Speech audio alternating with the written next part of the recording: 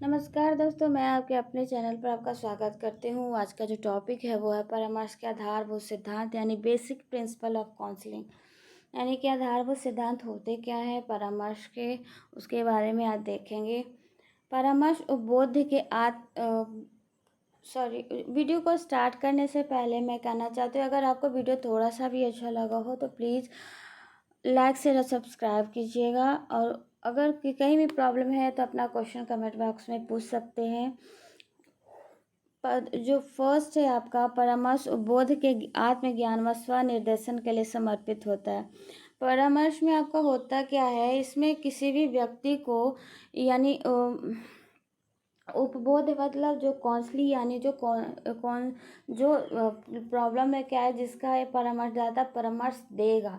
यानी कि परामर्श जो होता है वो बोध के आत्मज्ञान स्वनिर्देशन के लिए समर्पित होता है। आत्मज्ञान यानी कि जो परामर्श लेने आया है वो अपने बारे में सही जानकारी ले सके, उसमें छिपा हुआ कौन सा ज्ञान है, योग्यता है। जब वह परामर्श में इसी चीज़ को उस व्यक्ति को बताना होता है, उसके स्वनिर्देशन यानी कि समय आने पर वो खुद को निर्देशित कर सके।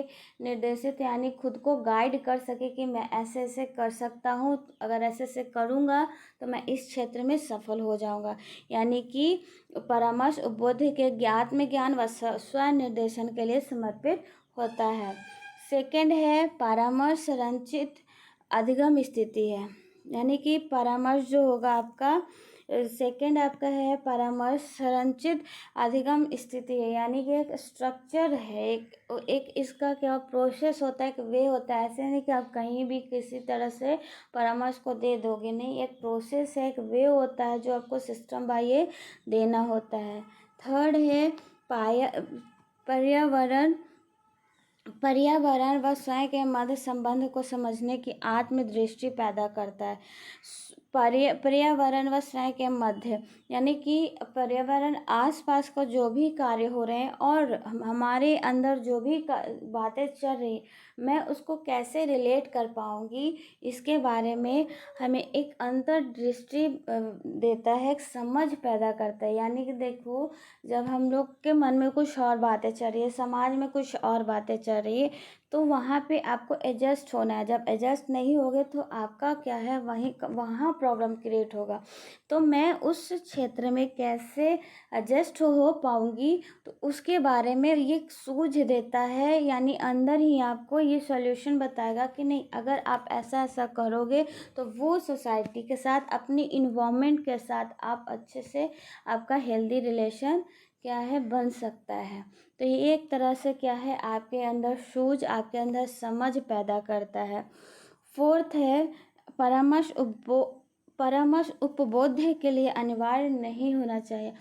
देखो, आप परामर्श निर्देशन में आप में कहीं एग्ज़ाम देने जाते हो तो पीछे दिया हुआ रहता है कि ये सिर्फ निर्देशन आपको मानना है, इंस्ट्रक्शन है, लेकिन उसको आपको मानना है। अगर पेपर में लिखा हुआ है कि आपको कुछ लेके नहीं जाना एग्ज़ाम हॉल में, अगर आप लेके जाओगे वहाँ पे आपको क्या है, आपको बिल्कुल करना ही नहीं है। लेकिन परामर्श में ऐसा नहीं है, आप मानो ना मानो आपके ऊपर है।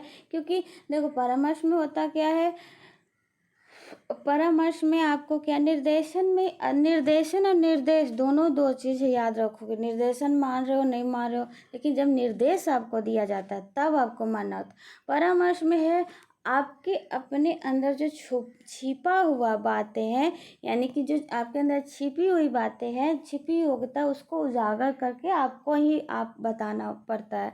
तो ये क्या है, इस ये नहीं है कि हमने किसी व्यक्ति को परामर्श दे दिया तो वो उसको मानना ही है, अगर नहीं मानेगा तो बात अच्छी नहीं है। नहीं, ऐसा नहीं है।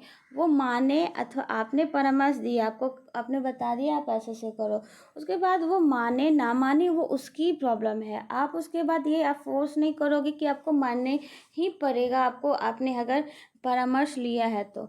तो ये क्या है, अनिवार्य नहीं होना चाहिए। फिफ्थ है परामर्श मुक्ता प्रतिरोधात्मक प्रक्रिया है, ना कि उपचारात्मक। प्रतिरोधा यानी कि देखो आप, क्या है परामर्श प्रतिरोधात्मक रिस्ट्रक्शन है, यानी आपको रिस्ट्रक्ट करेगा, आपको ऐसे से नहीं करना चाहिए, ऐसे से करना चाहिए, इसके बारे में, ना कि उपचारात्मक। कोई उपचार यहाँ नहीं बताया जाएगा कि आप ऐसे से करोगे तो ऐसा होगा, नहीं, ये प्रतिरोधात्मक होगा। 6 है उपबोध की समस्या तथा योग्यता के अनुसार परामर्श विधियों से विभिन्नता होनी चाहिए। आप एक ही ये पॉइंट देखिए क्या करना चाह रहा है, आप एक ही सोल्यूशन लेकर, एक ही वे लेकर, एक ही प्रोसेस लेकर सभी जो आपके पास परामर्श लेने आ रहे हैं उससे आप सॉल्व नहीं कर सकते हैं। इसके लिए आपको विभिन्न विधियों का पता होना चाहिए, साथ में आपका जो है योग्यता, और जो व्यक्ति जो आ रहा है, क्योंकि जो आएगा इंडिविजुअल डिफरेंस होंगे, इंडिविजुअल डिफरेंस मतलब सब एक दूसरे से अलग होगा, उसी के अनुसार आपको क्या है सॉल्यूशन बताना पड़ेगा, परामर्श देना पड़ेगा। यानी कि ये पॉइंट कहना क्या चाह रहा है कि जो व्यक्ति आता है वो डिफरेंस एबिलिटी लेके आएगा, तो उसी के अनुसार आप परामर्श दोगे, साथ में विभिन्न विधियों का यूज़ करोगे, ना कि एक ही विधि से एक ही वे से आप सारे को सॉर्ट आउट करने का कोशिश करोगे। 7th है परामर्श में विद्यालय के सभी सहकर्मियों का सहयोग प्राप्त करना। अब परामर्श में ये भी बहुत ज़रूरी है कि क्योंकि अगर परामर्श विद्यालय में है तो विद्यालय में स्थित परामर्श जब दिया जाएगा तब वहाँ के सभी जितने भी कार्य करने वाले मेंबर्स हैं उनकी सहायता लेना है। ऐसा नहीं है कि मैं परामर्श देने वाला हूँ तो मुझे किसी से मतलब नहीं, तो फिर आपका क्या है, आपका कार्य पूरा ही नहीं होगा। परामर्शदाता को सोशली तौर पर बहुत एक्टिव होना है, वो हर तरीके से क्या एक्टिव होगा, आसपास के बारे में उसका अच्छे रिलेशन होने चाहिए। इससे किसी भी छात्र के बारे में जानने में बहुत ही हेल्पफुल होता है। आपका 8 है भावनाओं को समझना।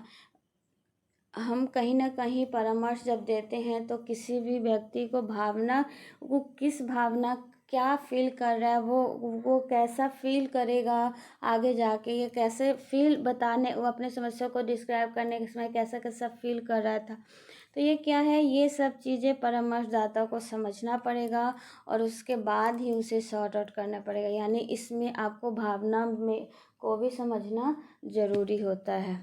तो ये कुछ पॉइंट्स थे जो परामर्श के आधारभूत सिद्धांत है, प्रिंसिपल है।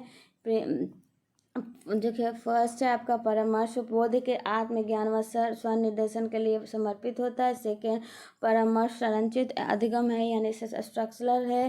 थर्ड है पर्यावरण व स्वयं के मध्य संबंध को समझने की अंतर्दृष्टि पैदा करता है, यानी कि जो स्वयं के मध्य और पर्यावरण से कैसे मधुर संबंध हो सकते हैं। फोर्थ है परामर्श बोध के लिए अनिवार्य नहीं होना चाहिए, यानी क्या है उस अनिवार्य आप फोर्स नहीं कर सकते हो मानने के लिए। फिफ्थ है परामर्श मुक्त प्रतिरोधात्मक प्रक्रिया है, ना कि उपचारात्मक। उसके बाद है 6 उपबोध की समस्या योग्यता के अनुसार परामर्श विधियों की विभिन्नता होनी चाहिए। आप अलग अलग विधि यूज़ करोगे, साथ में जो भी व्यक्ति जैसा योग्यता लेके आ रहा है उसके ही प्रक्षेपेक्ष में आप उसको परामर्श दोगे। 7th है परामर्श में विद्यालय सभी सहकर्मियों का सहयोग प्राप्त करना है, यानी कि वे अगर आप परामर्शदाता हो तो आपको विद्यालय के हर एक मेंबर, चाहे वो प्रिंसिपल हो, टीचर हो, या फिर गार्ड हो, या फिर एक स्वीपर यानी साफ सफाई करने वाला, सबका आपको सहायता लेना है। 8 है भावनाओं को समझना, यानी कि किसी के भावनाओं को आप समझोगे तभी उससे आप मधुर संबंध क्या है बना सकते, फील कर सकते हो। तो ये कुछ पॉइंट्स थे जो आपको बेसिक अच्छे से समझ में आया होगा। Thank you.